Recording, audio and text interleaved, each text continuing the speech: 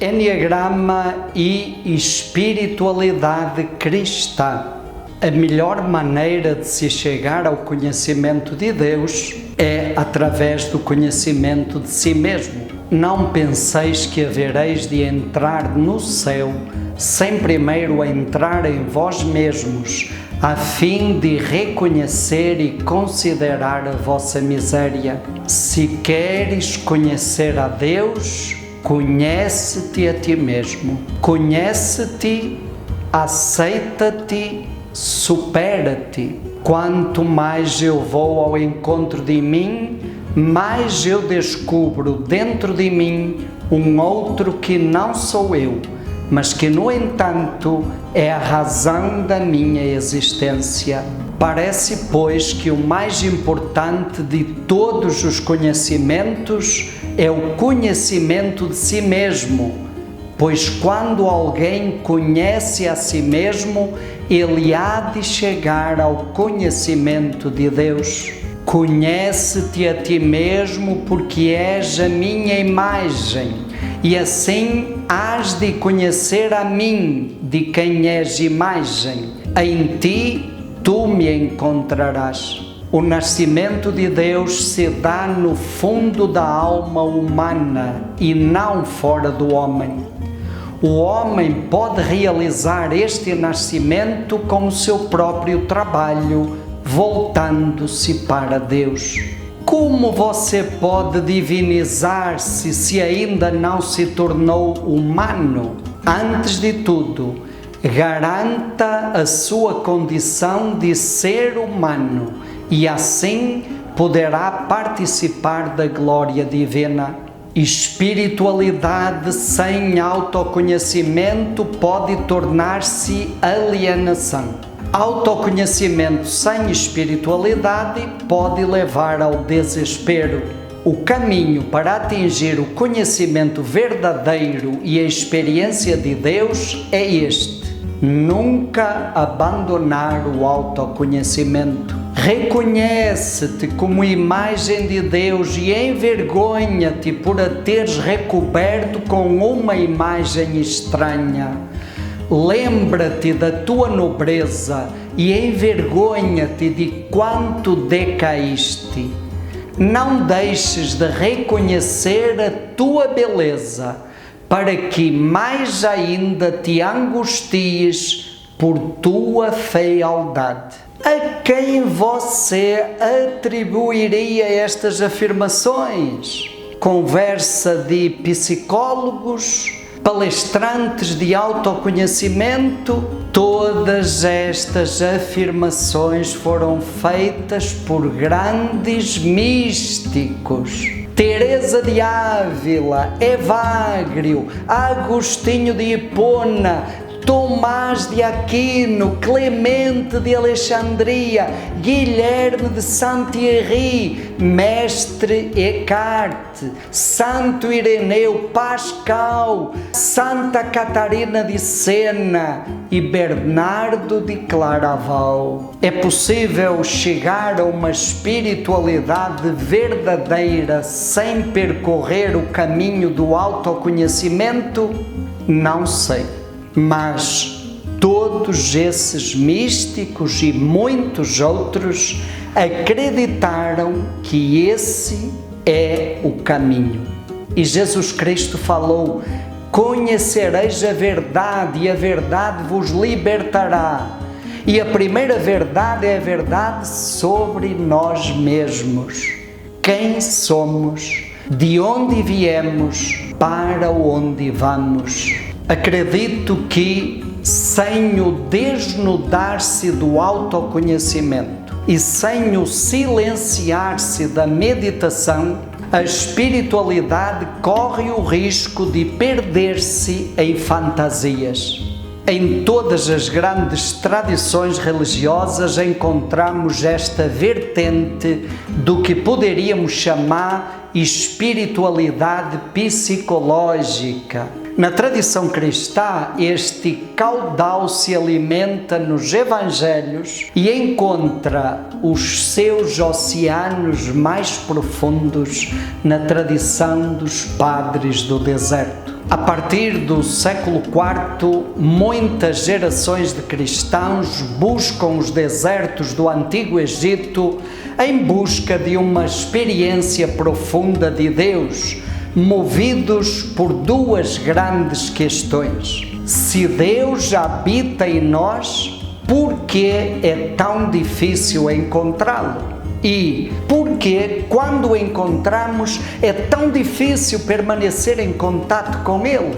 São duas questões profundamente espirituais. Mas a resposta que os padres do deserto encontraram para essas questões são respostas a partir da dimensão humana no campo do autoconhecimento. Através do silêncio, da meditação, da busca profunda de Deus, eles descobriram que dentro de nós existem as manifestações divinas, a imagem de Deus que somos. E assim codificaram a doutrina das virtudes. Mas eles perceberam também que dentro de nós existem paixões, vícios emocionais, pecados que, ao pé da letra, significam aquilo que nos faz errar o alvo, aquilo que nos afasta de Deus, da nossa essência. E assim nasceu a doutrina das paixões ou dos pecados capitais.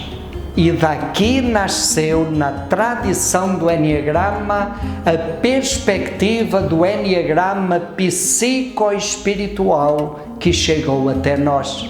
Evagrio e João Cassiano, João Clímaco e Máximo Confessor e Gregório Magno, e depois, mais tarde, Raimundo Lille, um dos primeiros seguidores de Francisco de Assis, e mais tarde ainda Athanasius Kircher, um jesuíta famoso do século XVII, estão na base desta sabedoria e a enriqueceram ao longo da história.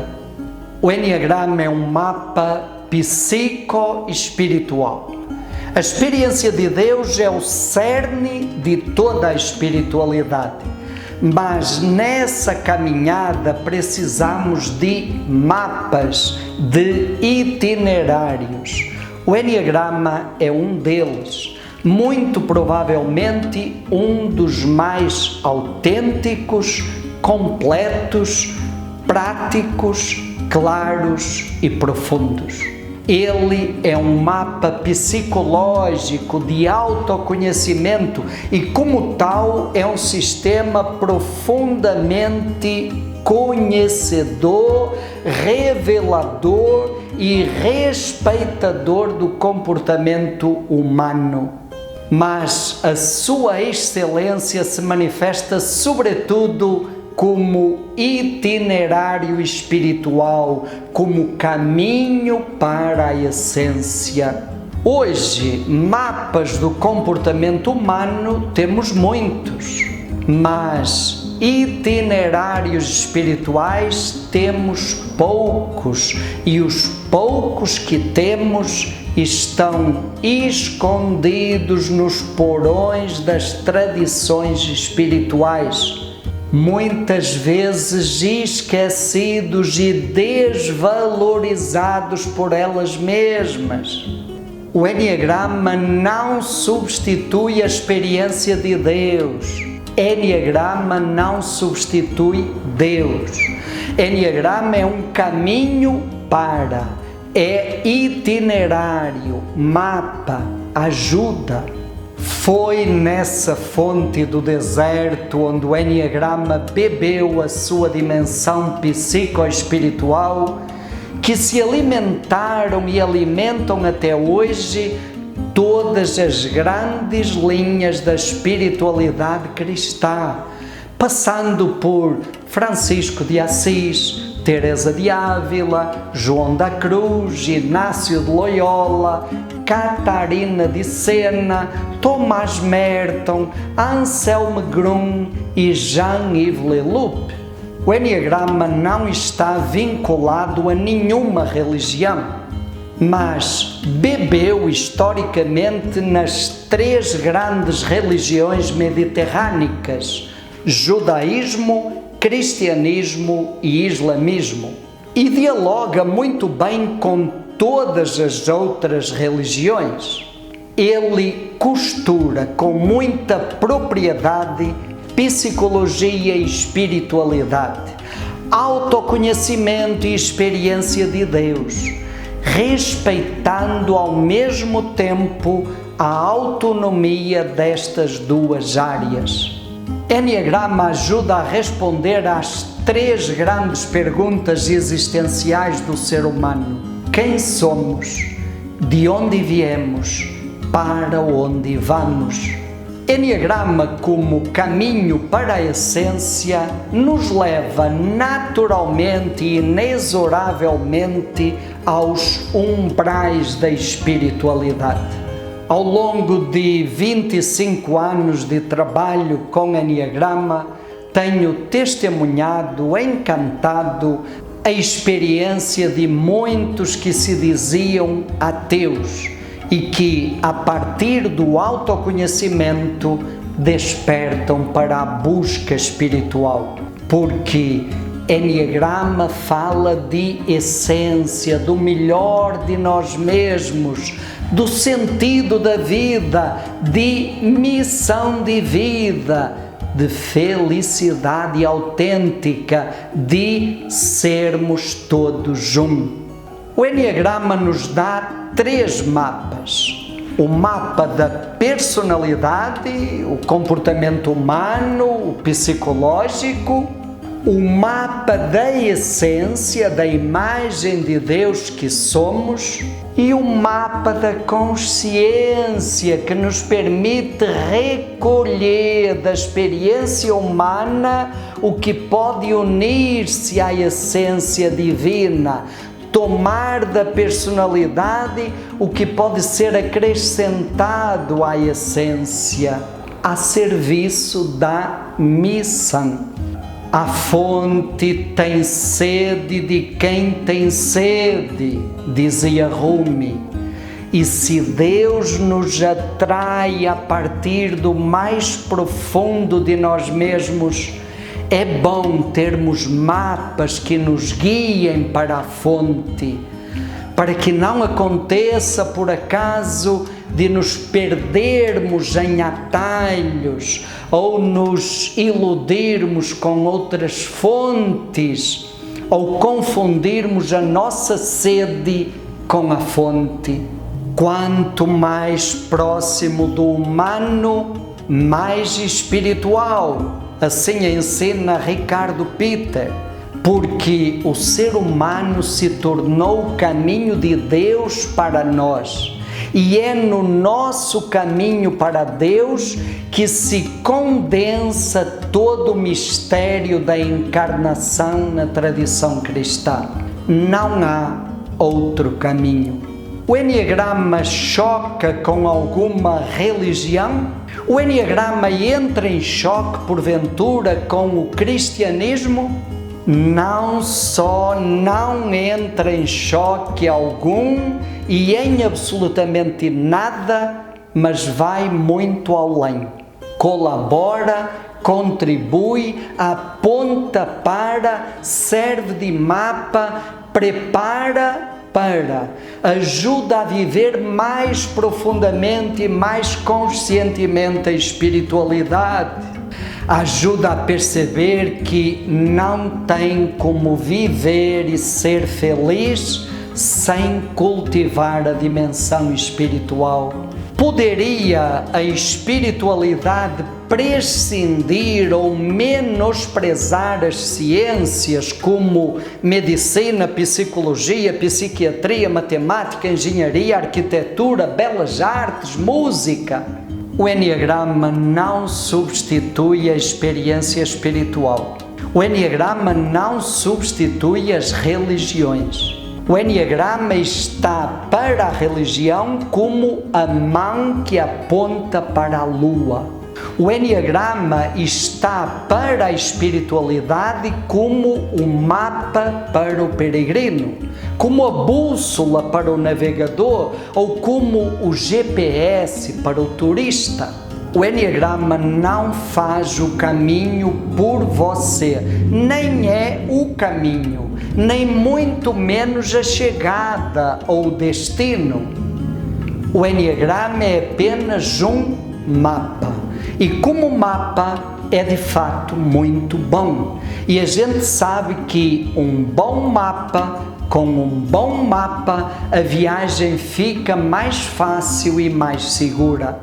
Negar a importância do autoconhecimento para a espiritualidade, negar para a espiritualidade a importância dos mapas psicológicos, seria como descartar os conhecimentos da medicina para cuidar do ser humano. Descartar um mapa como o Enneagrama, que além de mapa psicológico é também um belíssimo itinerário para a essência, seria como atravessar a nado o oceano, tendo à disposição um navio seguro.